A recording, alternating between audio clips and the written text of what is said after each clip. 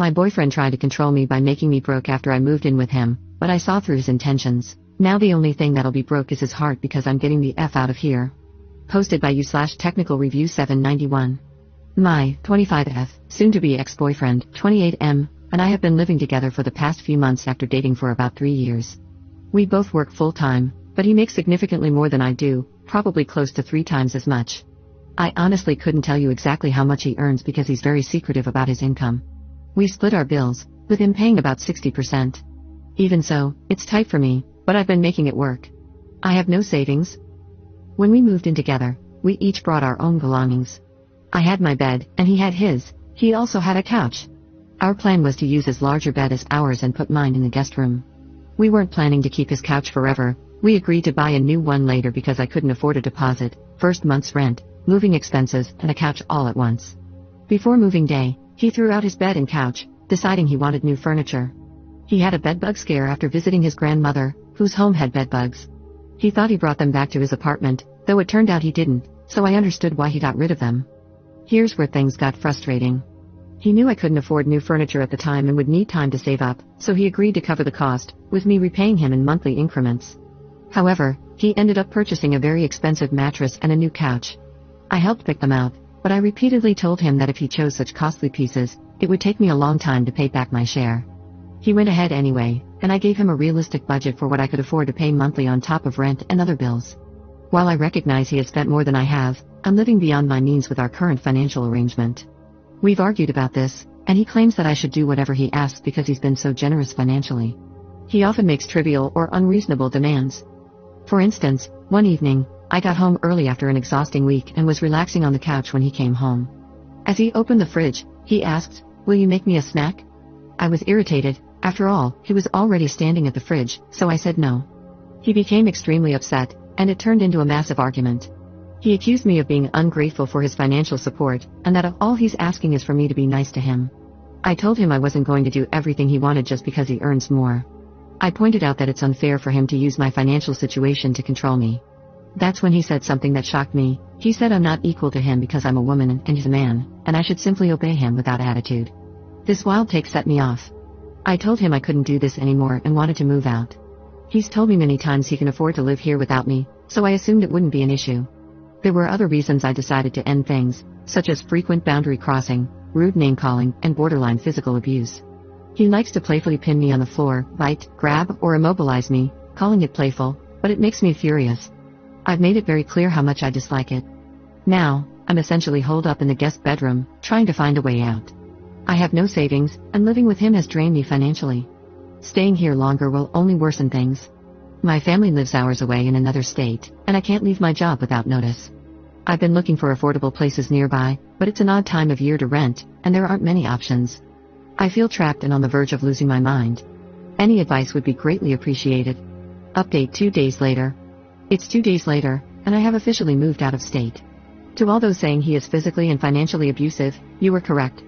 The night after I posted this, he came into the spare bedroom where I was sleeping and woke me up at 1 o'clock in the morning. He grabbed my phone from the bed and stormed off with it. I followed him and tried for a few minutes to get my phone back. Eventually, I retrieved it, but he followed me back downstairs, then upstairs, then back downstairs again. He kept trailing me, grabbing my wrists and attempting to pin me to the floor or bed. He picked me up and tried to carry me out of the house while I yelled at him to stop and just let me go back to sleep. When I returned to the bed downstairs to sleep because it was the middle of the night, he jumped into the bed after undressing himself. He wrapped his arms and legs around me, immobilizing me, and then tried to bite me. While trying to push him off, I accidentally poked him in the eye. I swung my arms as much as I could while pinned by his arms, legs, and full body weight. He didn't stop until I screamed at him that I wanted nothing to do with him and to leave me the F alone. At that point, he became furious, got up, and said that if that's how I felt, I could get the F out right now. He then went to the closet where my clothes were hanging and began pulling them out. I tried to stop him, pulling his arm away from the hangers, and he stumbled back into the closet door.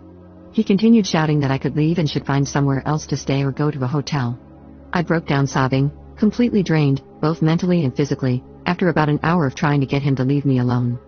Around 2 a.m., I called my mom, sobbing, and told her I needed to come home and needed help. I explained what was happening while my ex stood over me in the guest bedroom, watching me as I sat on the bed. When he realized I was talking to my mom, he quickly changed his demeanor and told her, I'm really sorry you're dealing with this. She's going through nicotine withdrawal and is treating me like crap. Through sobs, I yelled at him to leave me the F alone and to go away. At some point, he began recording me on his phone. This continued for a while. My mom stayed on the phone with me as my ex stood in the guest room. I eventually attempted to go upstairs onto our back deck to talk to my mom without him hovering. He followed me, still acting like an innocent victim.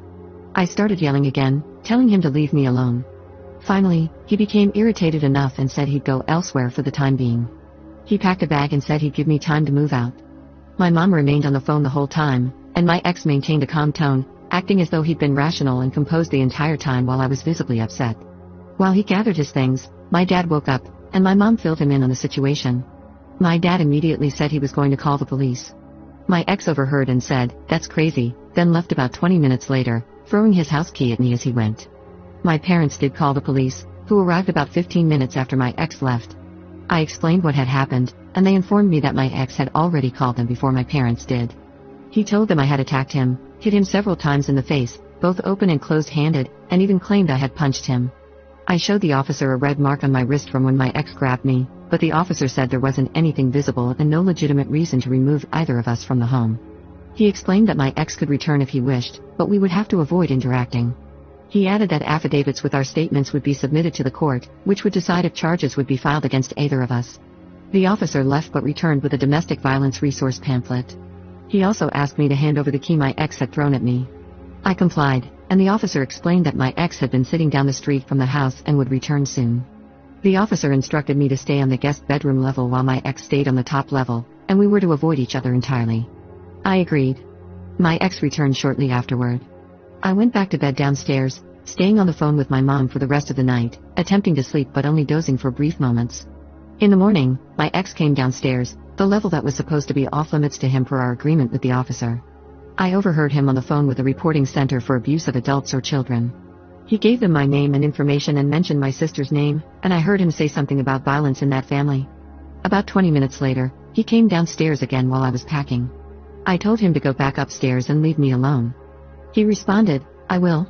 Just so you're aware, I'm having a PFA, protection from abuse order, filed against you, so I need to know when your parents will be here so I can let my attorney know." I ignored him, and he went back upstairs. As I continued packing, he came downstairs yet again. While I was in the guest bedroom changing, he pushed the door open, it wasn't completely latched, and asked again when I would be leaving. I told him to get the F out, that he could see I was changing, and to stop coming downstairs. He replied, "I need to know what date you'll be leaving so I can file the PFA. Once I file it, you can't be here." I sarcastically said, "Okay, great." He then walked back upstairs. My mom and dad discussed how his behavior seemed to be an intimidation tactic. I questioned why he claimed to be so afraid of me that he needed a protection order, yet felt comfortable repeatedly coming downstairs to confront me and walking around loudly on the phone. It felt like he was baiting me. Eventually, my parents arrived. They had called the police beforehand to request an officer to meet them at the house since my ex was still there. My ex, of course, spoke calmly with the officer, saying he'd leave so we could move my belongings. He added that he only asked for us to lock up when we were done. The officer stayed outside while we packed my things, which took about 2 hours.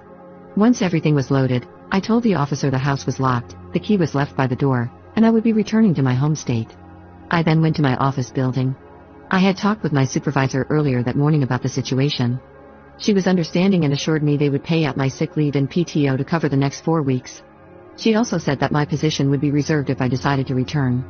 I thanked her profusely, apologizing for the abrupt departure, especially from a job I had loved and planned to stay at long term. Now, I'm back in my home state with my parents and siblings, and I feel like I'm living in a fever dream. None of it feels real. This has been the worst 24 to 48 hours of my life. I'm dreading what's to come if I have to go to court, if my ex actually files for a PFA, or if the court believes his statement and files charges against me. I don't know what will happen next, but I'm out, and I'm safe.